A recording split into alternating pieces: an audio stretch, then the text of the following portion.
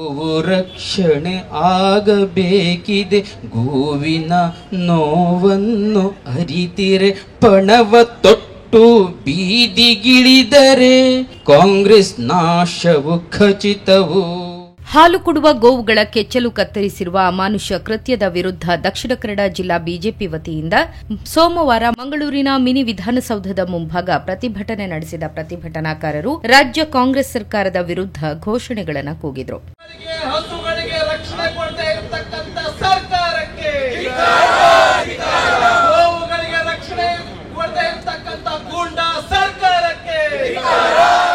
ವಿಧಾನ ಪರಿಷತ್ ಸದಸ್ಯ ರವಿಕುಮಾರ್ ಮಾತನಾಡಿ, ಮಕರ ಸಂಕ್ರಾಂತಿ ದಿನ ಹಳ್ಳಿ ಮನೆಗಳಲ್ಲಿ ಗೋವುಗಳ ಪೂಜೆ ಮಾಡಲಾಗುತ್ತದೆ. ಘಟನಾ ಸ್ಥಳಕ್ಕೆ ನಾವು ಹೋಗಿ ಪ್ರತ್ಯಕ್ಷವಾಗಿ ಈ ಹೀನ ಕೃತ್ಯವನ್ನ ಕಂಡು ಬಂದಿದ್ದೇವೆ. ನಿಜಕ್ಕೂ ನಾಗರಿಕ ಸಮಾಜ ತಲೆ ತಗ್ಗಿಸುವಂತಹ ಕೃತ್ಯ. ರಾಜ್ಯದ ಕಾಂಗ್ರೆಸ್ ಸರ್ಕಾರ ಮಾತ್ರ ಗೋವುಗಳ ರಕ್ಷಣೆ ವಿಚಾರದಲ್ಲಿ ತೀವ್ರ ನಿರ್ಲಕ್ಷ್ಯ ವಹಿಸಿದೆ ಎಂದು ಆರೋಪಿಸಿದರು. ದೇಹಕ್ಕೆ ತೊಂದರೆಯಾಗಿದೆ, ರಕ್ತ ಹರಿದು ಆಗಿದೆ, ಮನುಷ್ಯ ತಲೆ ಎತ್ತಿ ಓಡಾಡಕ್ಕಾಗೋದಿಲ್ಲ. ಆ ರೀತಿಯ ಒಂದು ಅಮಾನವೀಯ ಕೃತ್ಯ ನಮ್ಮ ಕರ್ನಾಟಕ ರಾಜ್ಯದಲ್ಲಿ ಆಗಿದೆ. ಪಶುಸಂಗೋಪನಾ ಸಚಿವರು ಕೂಡಲೇ ಧಾವಿಸಿ ಬರಬೇಕಾಗಿತ್ತು, ಆದ್ರೂ ಬರಲಿಲ್ಲ.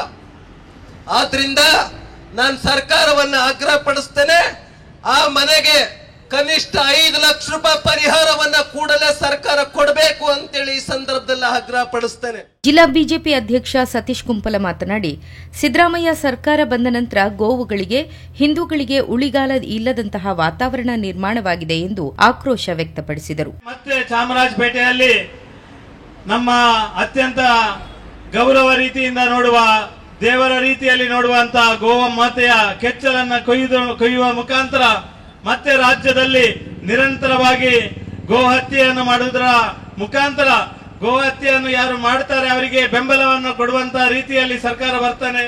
ವಿಧಾನ ಪರಿಷತ್ ಮಾಜಿ ಸದಸ್ಯ ಪ್ರತಾಪ್ ಸಿಂಹ ನಾಯಕ್, ಯುವ ಮೋರ್ಚಾ ಜಿಲ್ಲಾಧ್ಯಕ್ಷ ನಂದನ್ ಮಲ್ಯ, ಮಾಜಿ ಮೇಯರ್ ಪ್ರೇಮಾನಂದ ಶೆಟ್ಟಿ, ವಿಧಾನ ಪರಿಷತ್ ಸದಸ್ಯ ಕಿಶೋರ್ ಕುಮಾರ್ ಬೊಟ್ಯಾಡಿ, ಮೇಯರ್ ಮನೋಜ್ ಕುಮಾರ್ ಕೋಡಿಕಲ್, ಪೂಜಾ ಪೈ, ಉಪಮೇಯರ್ ಭಾನುಮತಿ, ಪಾಲಿಕೆ ಸ್ಥಾಯಿ ಸಮಿತಿ ಅಧ್ಯಕ್ಷೆ ವೀಣಾ ಮಂಗಳ, ಕಾರ್ಪೊರೇಟರ್ ಸಂಗೀತಾ ನಾಯ್ಕ್, ಬಿಜೆಪಿ ಮಾಧ್ಯಮ ಸಂಚಾಲಕ ವಸಂತ್ ಜೆ ಪೂಜಾರಿ ಮತ್ತಿತರ ಬಿಜೆಪಿ ಮುಖಂಡರು ಪ್ರತಿಭಟನೆಯ ನೇತೃತ್ವ ವಹಿಸಿದ್ದರು.